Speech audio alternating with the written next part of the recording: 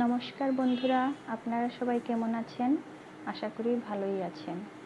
তো আজকে আমি বানাবো সব রকমের সবজি দিয়ে একটি শুকনো করে জিরে ছাড়া সবজি বানাবো।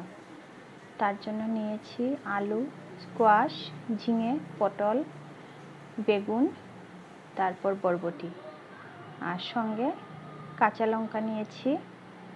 তারপর লাগবে ধনেপাতা, মাসকালাই, ডালের বড়ি।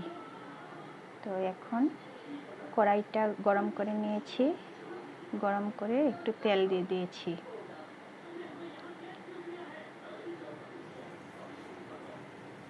তারপর কালো জিরে ফোড়ন দেব আর কাঁচা লঙ্কা দিয়ে দেব।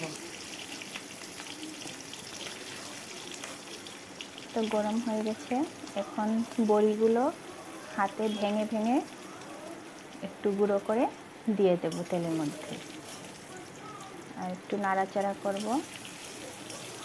বেশি লাল হতে দেব না, গ্যাসটা একটু কম আছে, ভেজে নেব একটু।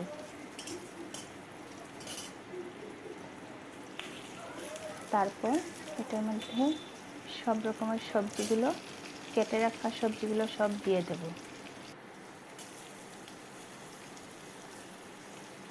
এরকম সবজি বানালে এটা রুটি দিয়েও খেতে ভালো লাগে।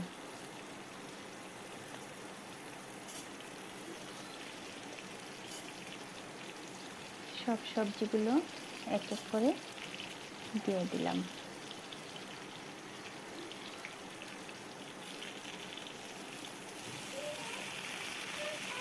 এখন কিছু সময় নাড়াচাড়া করব।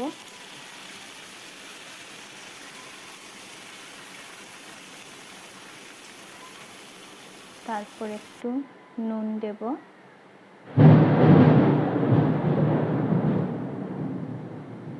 নুন আর একটু হলুদ দেব।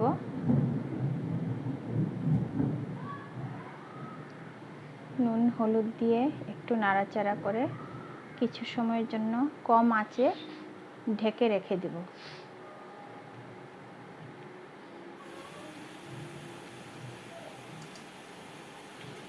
আপনারা সবাই যারা গোপাস নিরামিষ রান্নাঘর দেখেন, যাদের ভালো লাগে তারা প্লিজ সাবস্ক্রাইব করে নেবেন, আর লাইক, কমেন্ট এবং শেয়ার করতে যেন ভুলবেন না। এখন সবজিগুলোকে একটু নাড়াচাড়া করব, ঢেকে রেখে দেব।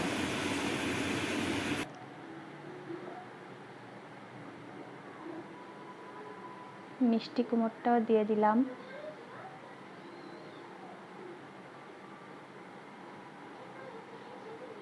এই সবজিটা একটু কম আঁচেই রান্না করতে হবে। আপনারা চাইলে সবজিটা একদম ছোট ছোট করেও কেটে নিতে পারেন।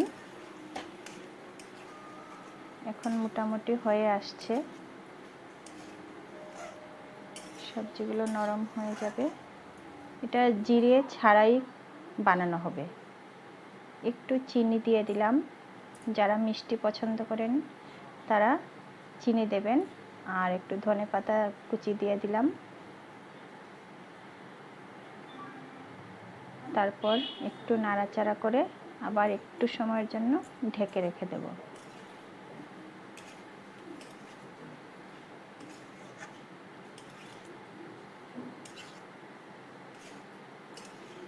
একটু নিরামিষে একটু মিষ্টি দিলে ভালো লাগে খেতে।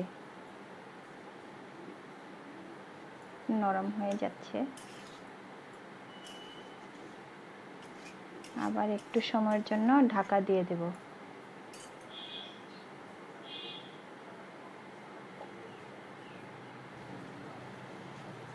এখন সবজিটা নরম হয়ে আসছে।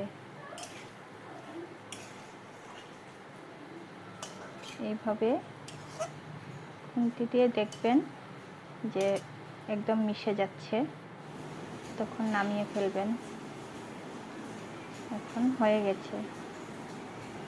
সবাইকে এই ভিডিওটি দেখার জন্য ধন্যবাদ। ভালো থাকবেন।